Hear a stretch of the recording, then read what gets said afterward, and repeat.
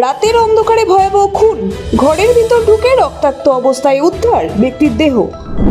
বাইরে থেকে দরজা বন্ধ করে এক ব্যক্তিকে ভোজালি দিয়ে কুপিয়ে খুন করার অভিযোগ উঠল বৈষ্ণবনগর থানার কেবিসি ছোট কামাত এলাকায়। মৃতের নাম আতাবুর রহমান। গভীর রাতে আচমকাই ঘরের ভেতর থেকে গোঙানির আওয়াজ, কিন্তু ঘরের দরজা বাইরে থেকে বন্ধ থাকায় ঢুকতে পারছিল না পরিবারের সদস্যরা। কোনো ক্রমে দরজা খুলে ভেতরে ঢুকতেই রক্তাক্ত অবস্থায় পড়ে থাকতে দেখা যায় আতাবুর রহমানকে।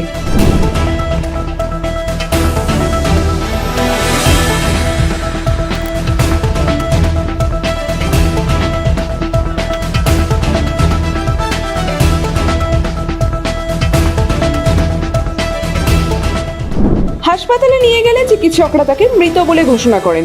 আতাবুর রহমানের স্ত্রী নাসিমা বিবি জানিয়েছেন, আমার বড় ছেলে পাশের ঘরেই ছিল। গোঙানির আওয়াজ পেয়ে ঘরে গিয়ে দেখি মাথা থেকে রক্ত বেরোচ্ছে। চিৎকার শুনে পাড়ার লোক এসে জমা হয়।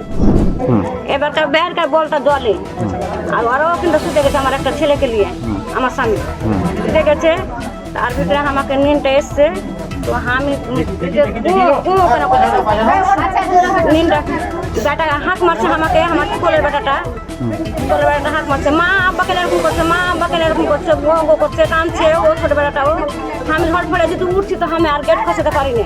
তখন আমার ছোট একটা ছেলেটাকে বলছি যে আসগার গেটটা খসাতে, বেটা গেটটা খসাতে, কি কেন এরকম হচ্ছে, কি ছেলেটা এরকম করছে এনে বলছি দিয়ে। তখন ছোট বেড়াটা গেট খসালে বড় বেড়াটা ফির উঠে তো বলছি, তো বড় বেড়াটারও গেট লাগা, বড় বেড়াটা উঠে যাচ্ছে কিন্তু আর গেট খসাতে পারে না ওদের থেকে। বাইরে থেকে লাগানো ছিল, বাইরে থেকে লাগাই। ওনাকে কি অবস্থায় দেখলেন? আমি দেখলাম যে কিরেম এটা কাটা আছে আর মুখ দিয়া লাগ দিয়া খালি গোড়ালি ভাঙছে, সাইডে বালিশটা পড়ে আছে আর রক্তটা খুব প্রচুর গেছে। কোনো কথাই বলতে পারি না, মানে ধারালো অস্ত্র দিয়ে মারা হয়েছে? অস্ত্র দিয়ে মারেছে, কোনো নাই তোমার পা হাত লড়াচড়া কোনো কিছু ছিল না। জবও শুনতে পাইনি আমার স্বামীর। বাইরের গেট টেট খোলা ছিল না? গেট খোলাই ছিল, গেট লাগা আমরা শুতেছি কিন্তু গেটটা খসে ছিল। যখন উঠছি কিনা তখন গেট খসা, মেল গেট। কি মনে হচ্ছে যে আততায়ী এসেছিলেন? তিনি কোনটা দিয়ে এসেছিলেন?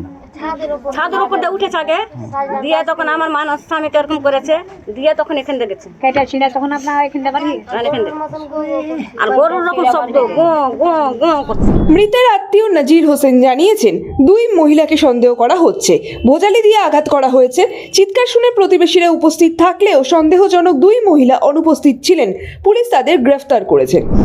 বলছে আমরা রাত্রে 2টোর সময় খবর পেলাম আমার ভাইয়ের জামাই, আমার বড়দার জামাই ঘরে ঢুকে পূর্ব পরিকল্পিতভাবে কেউ তারা ঢুকে রাত্রে খুন করে।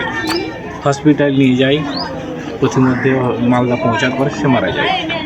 পাড়া প্রতিবেশী সকলেই বেরিয়ে আসে, কিন্তু যাদের প্রতি সন্দেহ তারা কিন্তু কেউ বেরিয়ে আসে। তারা ঘরটা লাগিয়ে দেখছিল, এ করেনি।